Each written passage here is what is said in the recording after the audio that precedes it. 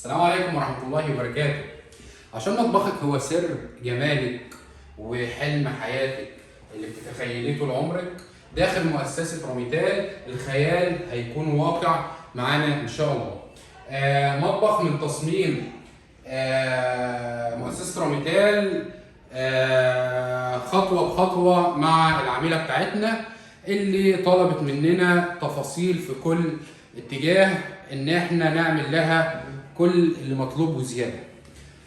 من اهم الاساسيات اللي كانت مطلوبه معانا ان الديب فريزر والثلاجه يكونوا على مستوى واحد، وطبعا عارفين ان الديب فريزر مقاس والثلاجه مقاس، فبالتالي بنحاول ان احنا نطلع الشكل. عملنا ايه علشان نطلع الشكل؟ عملنا هنا درج تحت الديب فريزر بنفس الارتفاع اللي هو المفروض معانا، عشان الاثنين في الاخر يطلعوا مستوى واحد ويكونوا الجهازين مع بعض. تمام؟ جينا هنا وعملنا دولاب النظافه، ودولاب النظافه كان معانا في الدخله هنا برضو خدنا نفس شكل الكلادنج اللي معانا في التصميم علشان نطلع بالشكل اللي قدامكم ده.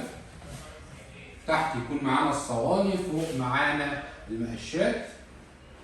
طبعا الخامه من خامه الكلادنج.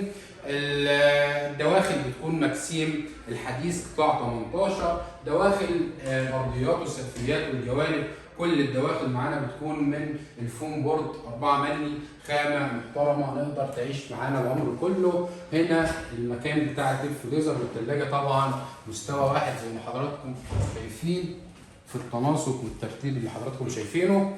هنا معانا الركنيه كبيره باستخدام كبير. طبعا من مميزات الركنيات حرف ال في استخدامها الكبير بالفتحه الكبيره، غير الركنيه اللي بتكون مشطوره زي ديت. بالنسبه للمستوى اللي تحت بيكون هنا استخدامها بصراحه كويس خالص. هنا برضو مفصلات عقرب بفتحه كبيره بمستوى كبير. تمام. عروستنا طلبت معانا الازاز يكون شفاف ما يكونش فوميه، علشان كل حاجه جوه تظهر زي ما حضراتكم شايفين. اختارت كذا منطقه للازاز هنا في المنطقه ديت مع المطبخيه. هنروح دلوقتي للقسم الثاني. هنا منطقه كبيره للتخزين برضو، مكان الشفاط ان شاء الله. الشفاط طبعا المسطح اللي فيه فيديو مخصص بنتكلم على كل تفاصيله واستخداماته وطريقه نظافته برضه، ازاي ان احنا نقدر ننظفه بكل سهوله معانا.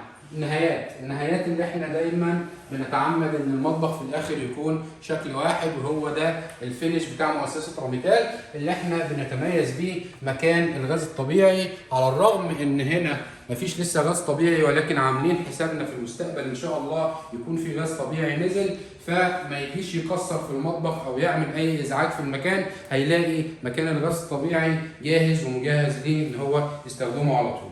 البوتاجاز طبعا كان هنا مش كان تحت الشباك علشان مطلوب طبعا الشفاط المسطح وكان موجود. فهنا الاجهزه الكهربائيه، هنا الغاز، هنا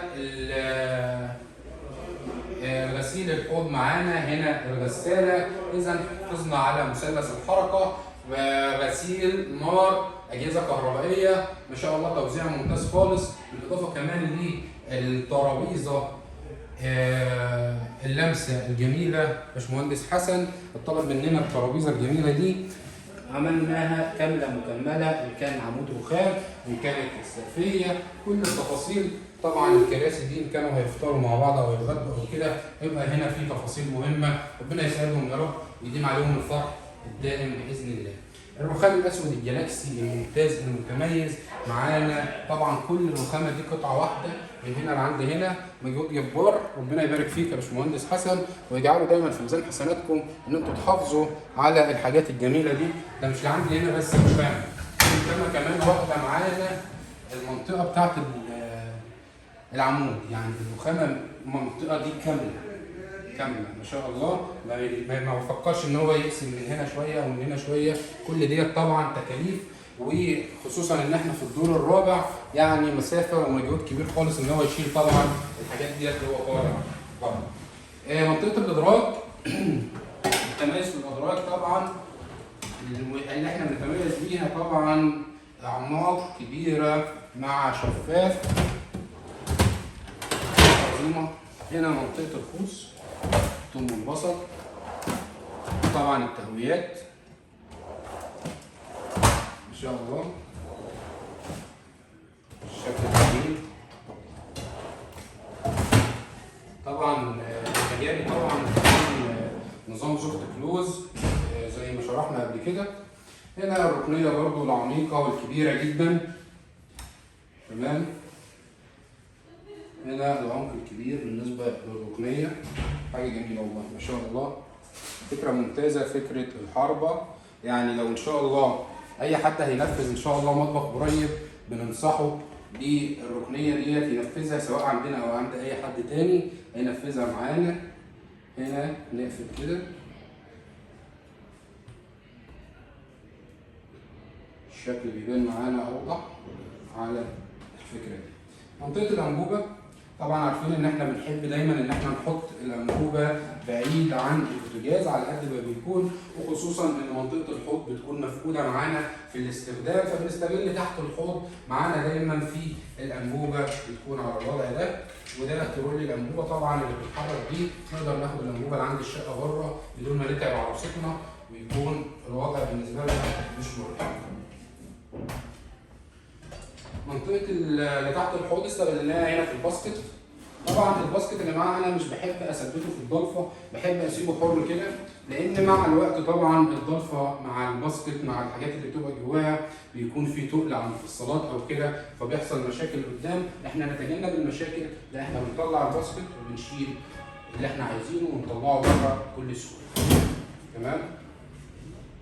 طبعا مكان الغساله الفوق اوتوماتيك. المطبقيه عروستنا طلبت المطبقيه برضه تكون الازاز الشفاف ومش محتاجه الدراع المنطبق، قالت انا حابه بالشكل كده.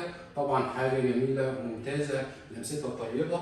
هنا برضه الازاز معانا، وهنا المطبخ الكلادن، الخامه المتميزه الجميله اللي بنقدمها لعميلنا النهارده واحنا راضيين عنه كل الرضا ما شاء الله. مطبخ جميل ومتميز جدا جدا جدا.